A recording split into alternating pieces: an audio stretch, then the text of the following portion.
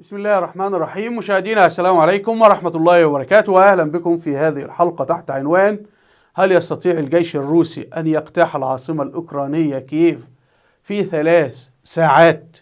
هذا السؤال طرح في الإعلام الروسي وطرح في الإعلام الغربي، والمناسبة هي أن خطة الجيش الروسي أن يوجه ضربة سريعة ناحية العاصمة كييف ويستولي على الحكم، ثم ينصبوا رئيسا طرطورا كما يحدث في مستعمراتنا الإسلامية وبعد ذلك ينسحب ويبقى قوات، لكن تبقى أوكرانيا فعليا مستعمرة روسية. في وقت لاحق ممكن يدمجوها بقانون أو يعدلوا الدستور الروسي. في شرق روسيا لعبت نفس اللعبة، في شرق أوكرانيا عملت إقليمين إن هم جمهوريات، وأيضا في جورجيا عملت جمهوريتين شكليتين، وهكذا لم يعترف بهم أحد. فهل نفس الجيش الروسي يستطيع أن يكرر نفس الأمر؟ وفقا لما قيل في الإعلام الروسي أنه هذا مستحيل، والسبب هو المستنقعات. العاصمة الأوكرانية حولها بمسافة 100 كيلو في كل الاتجاهات مستنقعات مائية، وأن الدبابات الروسية سوف تغوص في هذه المستنقعات، وأنه على الجيش الروسي إذا كان يريد أن يدخل كييف أن يقوم بهذا إما في هذا الشهر فبراير أو في شهر مارس المقبل، قبل أن تذوب الثلوج وتصبح المستنقعات والأمطار. لكن في ظل تجمد الطين وتجمد الثلوج في هذه الحالة بتبقى المسألة أسهل، وهذا يفسر لنا لماذا الجيش الروسي احتشد في فصل الشتاء وفي الثلوج على الحدود الأوكرانية. تعالوا نبدأ ونرى هذه دبابة روسية غارقة في المستنقعات على حدود أوكرانيا. هنا كما نشاهد العاصمة الأوكرانية كييف، والعاصمة الأوكرانية كييف هي قريبة جدا من روسيا البيضاء كما نشاهد، المسافة تقريبا بخط مستقيم أقل من 100 كيلو متر، لكن لا يوجد طريق لأن أرض أوكرانيا أرض منبسطة لكن كلها مستنقعات. طبعا الجيش الروسي موجود في روسيا البيضاء.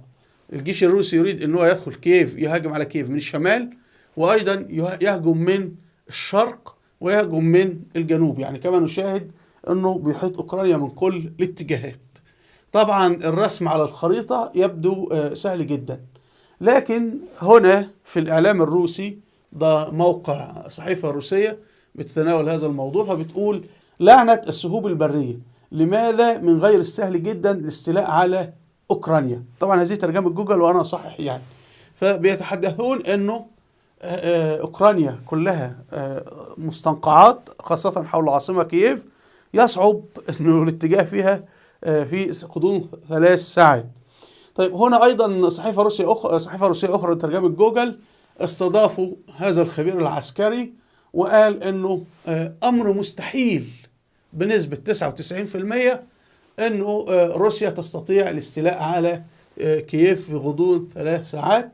وقال هذه الجملة: حالة الطقس والمعلومات تفيد بأن عشرات الدبابات الروسية غارقة في المستنقعات، والآن لديهم مشاكل كبيرة في كيفية إنقاذ هذه المعدات. وروسيا نفسها بتقول أن يعني بتنشر هذه المعلومات، هي صح أم خطأ الله أعلم. يعني الحرب خداع. روسيا لما يكون إعلام روسي وتلفزيونات روسية وبتنشر هذه الأمور، بل أنه تم الجيش الروسي نفسه يعني ضباط تبعه نشروا مقاطع فيديوهات لدبابات عالقة في الطين والوحل. فهنا ظهر على الويب أو الإنترنت مقطع فيديو دبابات الروسية عالقة في الوحل. تعالوا نشاهد. Говорят, танки не буксуют, не застреют, бля.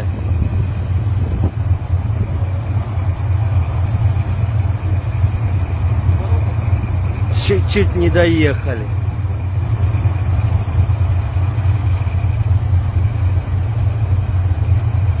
Вот это да!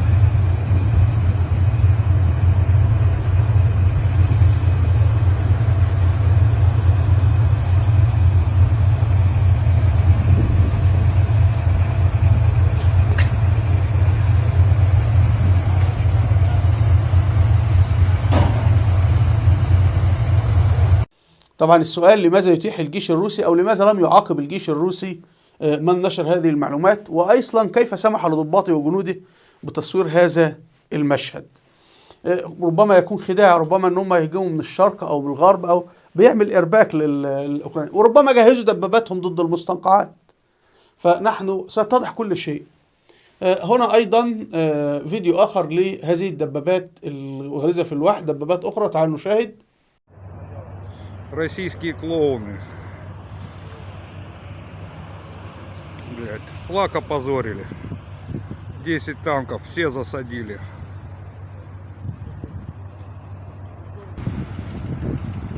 Блять, каких же мы клоунов воспитали, а?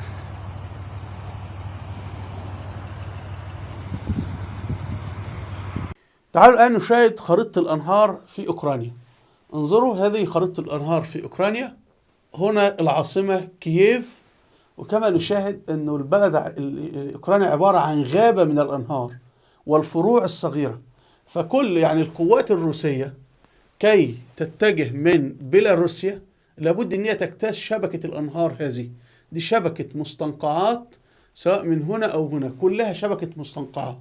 وإن دخلت من الشرق أيضا لابد تجتاز شبكة المستنقعات.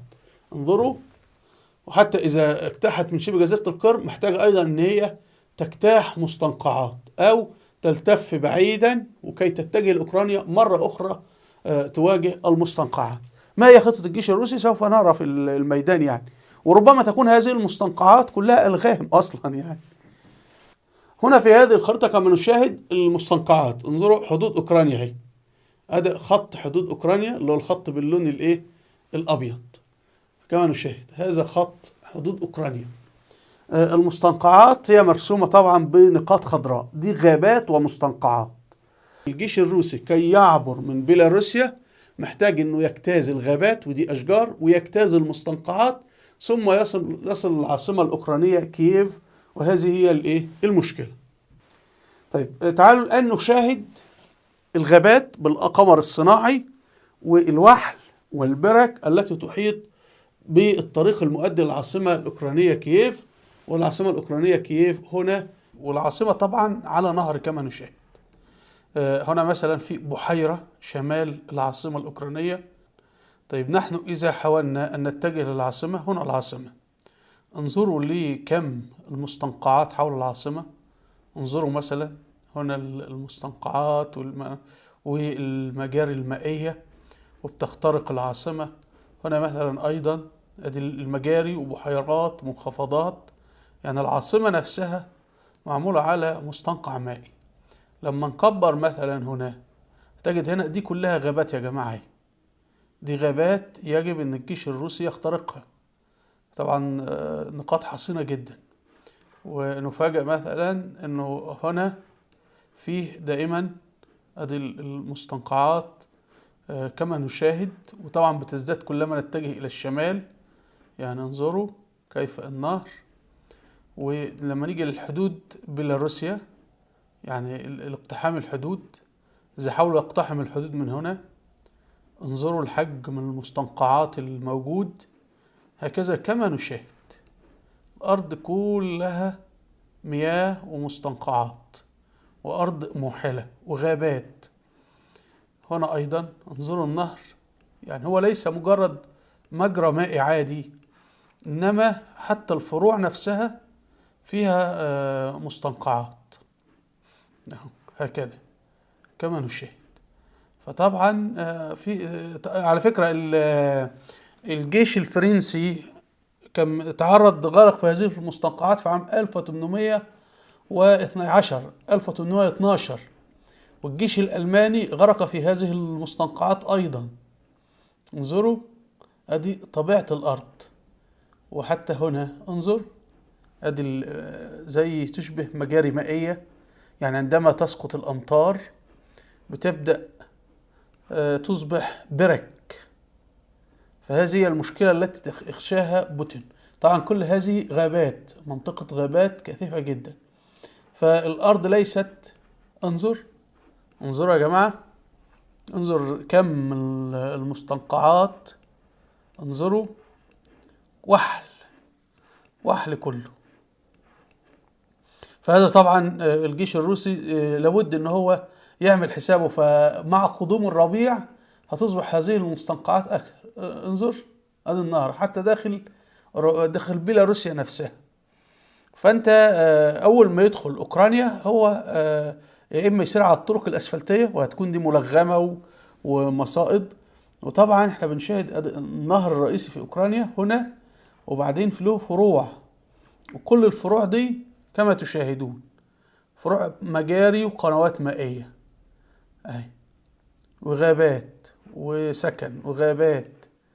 فطبيعه الارض صعبه جدا اهي. ادي انظر مثلا غابات حول مجرى مائي، هنا مجرى مائي حوله غابات، هنا مثلا ادي مجرى مائي، ادي ترعه حولها غابات، وهكذا. هنا ايضا خرائط جوجل هتوضح لنا ايضا بصوره اخرى. كل مثلا احنا هنيجي على هذه المنطقه نكبر يظهر على طول المستنقعات. شوف ادي المستنقعات اهي، كل ما تكبر يطلع لك. انظر شبكه الميه، شبكه المستنقعات الموجوده. انظروا تكبر تلاقي ظهر لك مستنقعات، تكبر ظهر مستنقعات اهي. شوف تختفي لما نكبر تجد انك امام مستنقعات. هنا دبابات ألمانية موجودة منذ الحرب العالمية الثانية، لأن الألمان غرقوا في هذه المستنقعات.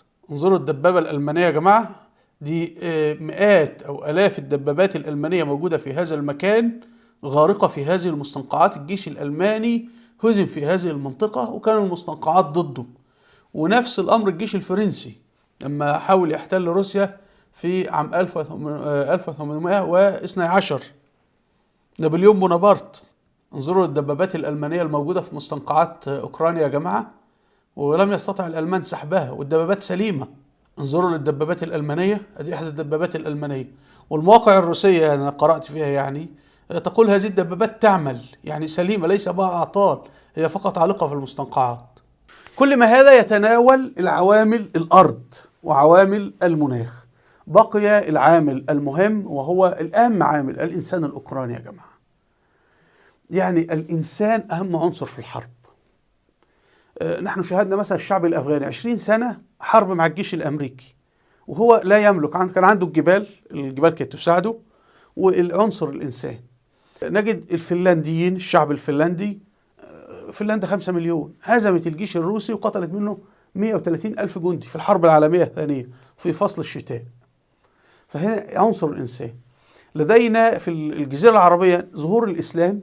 الإنسان العربي اللي هم الصحابة دول كانوا مقاتلين أشداء، ناس يقاتلون بلا طعام وبلا ماء، عندهم قدرة عالية على التحمل، يفترشون الأرض يعني أنا أحسن كتاب سمعته عن الصحابة كتاب الجنرال البريطاني الجلوب باشا.